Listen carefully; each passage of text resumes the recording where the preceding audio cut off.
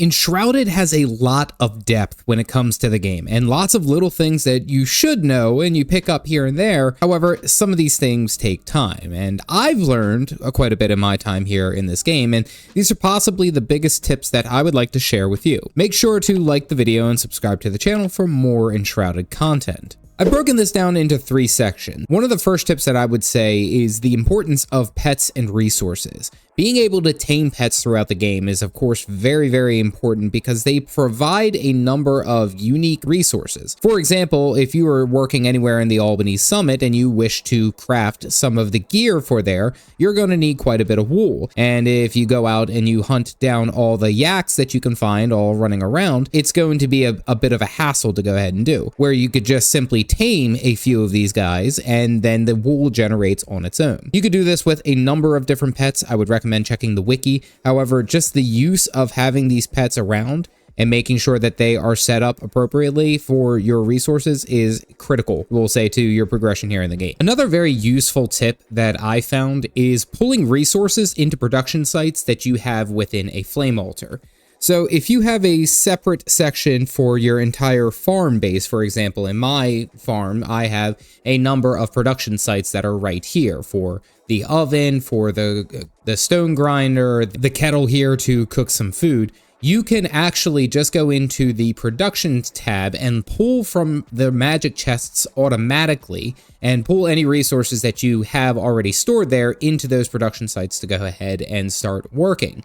That is a huge buff. That is something that I would recommend doing because it saves a lot of time. Also, you can use this for wells. If you have a number of wells on your specific flame altar, it has to be tied within that group, that flame altar range, and you are working on, say, a seed bed for your farming. What you can do is go ahead and just pull all the water out of those wells immediately and allow it to recharge. You won't have to sit there and pull the water out by hand, which eats up a lot of time. Really, really efficient, really quick way to get all that stuff up and out. Now for an actual building tip, and this comes from building custom railings for your bases. Now, of course, the game does come with a handful of designs that you can use, and it's not by any means they don't look bad. I would make the note that the custom railings that you can create using roof shingles look pretty good. They add a lot of thickness to the lines between the posts.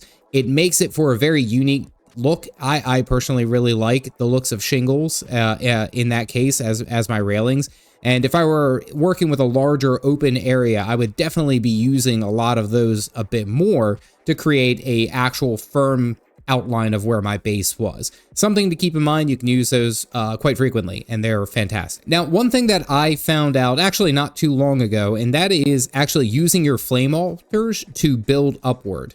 Now, if you've seen on YouTube, people have like these really unique, sky bases. Cool. How the hell did you get up there? Well, the trick is to essentially place a flame altar on flat ground or get to a higher place. You place it somewhere that it'll actually stand. And then from there, you just build up in a slant, hopping from platform to platform all the way up until you reach the max range for that flame altar. From there, you can place down a flat amount of ground or a flat amount of building blocks, and then just go ahead and place another flame altar.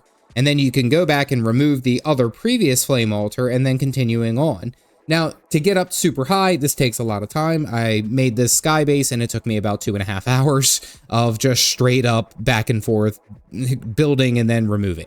But you can use this to create some very unique things. You could also use this to get to higher areas. I'll cover that kind of in exploration down the road. But this is a wonderful trick if you want to build a base that's high up off the ground. Now, back to the kind of upkeep of your base. One of the best keybinds that I would recommend for you to learn is the Shift R for keyboard. And I'm sorry, I don't know what it is on the controller. I don't use a controller, I use a mouse and keyboard. But using Shift R to sort items that are in your backpacks into your opened magic box. Now, there's a caveat though. The magic box will only accept those items if the item is already inside of it. For example, if you have bones that are already in that magic box, but then you have more that are in your inventory, it will go ahead and pull them in.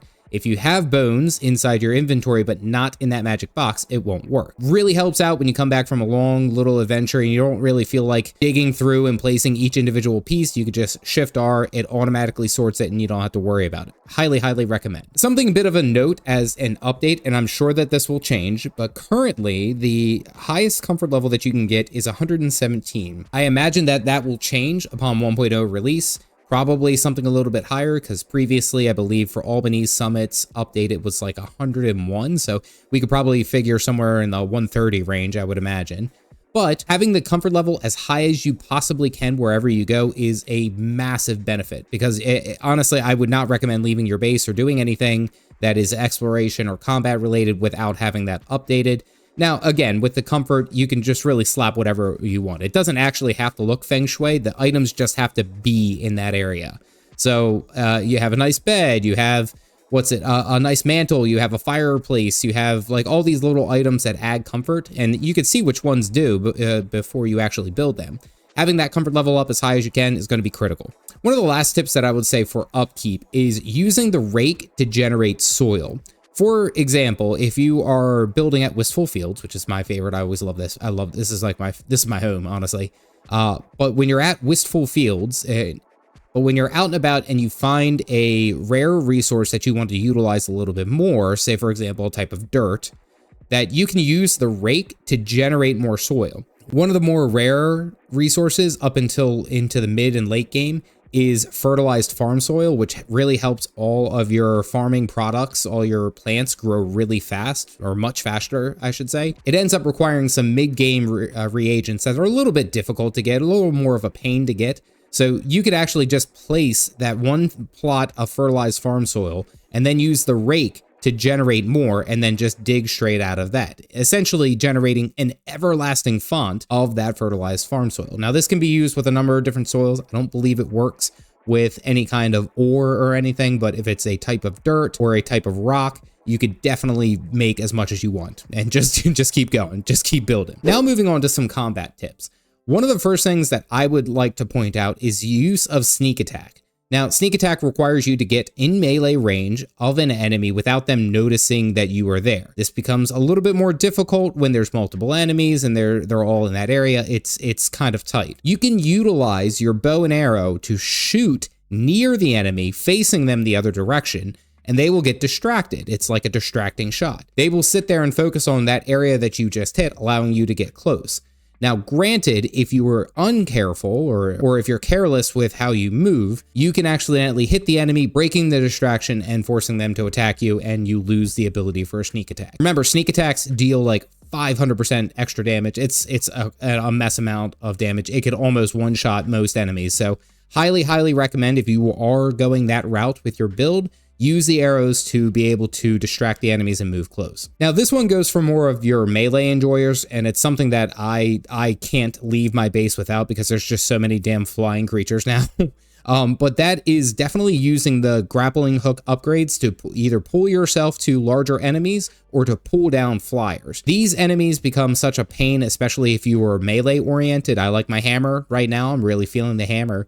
And every time I get into a battle with a ranged creature or some kind of flying creature, it's a pain to bring down. So making sure that I have this grappling hook as a way to pull an enemy to me so that I can land a couple of hits is critical, and it's something that if you are a melee user or a melee enjoyer, I would recommend getting fairly shortly after you get past, like, I'd say like level 10. That's when all the flyers really start to appear. Now, something for the nighttime. Now, nighttime enemies do appear, and they appear in greater number, but they also offer a lot of different resources that are out and about, and it's something that you can go out and find at nighttime. Now, this came with their Night Sanctum update, I believe it was one of the smaller patches.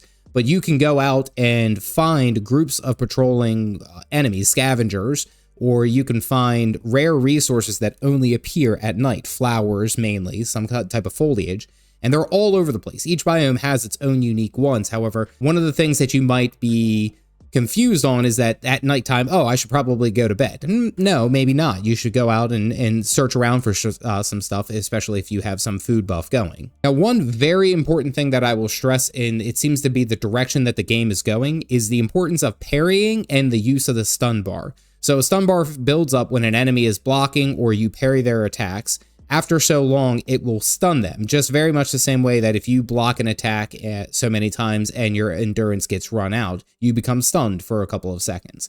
This also opens up a very critical moment for a merciless attack, which deals a massive amount of damage, and you kind of get like a little cutscene. It's really cool. Now, the most important thing that I've learned is mastering the parrying and the stun bar in any kind of build that I'm running, because those types of parrying and stun bars, they create such a huge opportunity for you that it is almost a fool's errand if you don't find some way to do it. Now, this does not necessarily apply to mage builds. I don't know if that necessarily gives any benefit to them. However, if you are a melee enjoyer like myself, or even now ranged assassins and rangers have some type of kick that's been included. That's a new skill. But that also builds up with the stun bar and then the parry. So really, really important to watch out for that. Start to learn how to time that, and then you'll be a lot better. Now, one big thing that I picked up with how I've been playing, especially because I always ended up going in against enemies that were slightly higher level than me, is softening up the enemies before I attack. And I mean that by peppering down some of the enemies that I can hit from a distance with my bow, or throwing some bombs to weaken them, or do something to harry them from a distance before actually engaging in melee combat. Mainly because there's a high chance that I could get overwhelmed very quickly. I know you guys have fought those damn tigers. You fight any of the damn tigers out there and they just charge at you and they stun you, and then another one hits you and stuns you, and then it's like there goes 3/4 of your HP and you couldn't do anything. Very, very important to weaken your enemies before you get into attack, lower their HP, kill off one or two, and then go into there. This also really helps out, especially if you have the sneak attack. You can sneak up to them, you can wipe one enemy out of the fight immediately, the biggest bad ideally, and then go from there. Keeping that in mind to soften when you can. And the last thing is something that I really struggled with, but is staying in your lane when it comes to enemies. There are very sharp increases to the amount of damage and how much HP these enemies have as you are going through the different biomes. And if you set it up right, you can also level up kind of slow. If you go on the harder difficulty, the EXP that you gain is very throttled. So by the time that you get into mid game, you might be several levels behind despite actually being able to, or should be, being there. So one of the things that I will recommend is stay in your lane with the enemies, keep them around your level, your actual level of your character, because as these guys grow up in levels, especially, they end up hitting a heck of a lot harder and can damn near one-shot you. Now, this last section is going to focus on exploration, and these are like little things that helped out, and I highly, highly recommend just knowing that you can do that. One of the biggest things that I picked up was using the gear storage, using the extra gear storage through my cosmetic armor. There's many times before I had any kind of nice bags or any kind of inventory management that I would have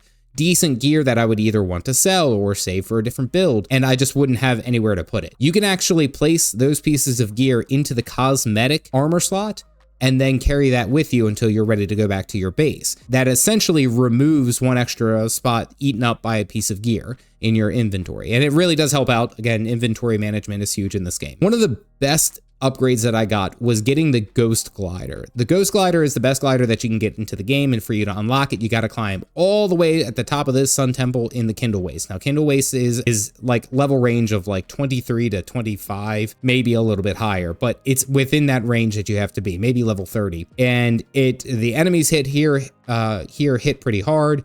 It's quite a trek, and I wouldn't necessarily recommend you trying to do it right out the gate, but the second that you can enter like the Nomad Highlands and then the Kindle Wastes, making a beeline for the Ghost Glider, because it makes everything else so much easier. All the way at the top of this temple, all the way in the bottom right of the map, you get the Ghost Glider. Essentially, you can glide until you hit the ground. I guarantee you, it's like so much better. You won't run out of stamina. A couple of items that helped out, especially when I was dealing with the Shroud, was the Shroud survival flasks, as well as the elixirs that increase your damage.